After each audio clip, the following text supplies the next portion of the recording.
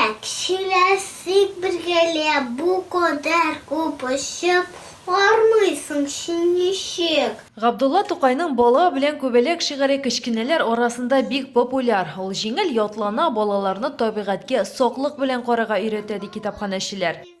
Безнең Гали бигрәк тату кәҗә белән. Әнә кәҗә карап тора.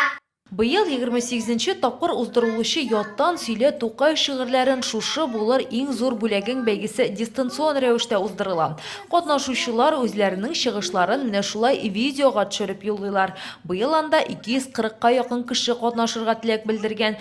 Бүгенгә бары 152 кешедән генә видео килеп ирешкән. Калган катнашучыларның да читтә калмавын телибез. Жюри әгъзалары әлбәттә видео төшерүнең сыйфатына карамаячаклар. Бары сәнгатьле уку, авазларның дөрес әйтелешенә зур игътибар бирәчәк.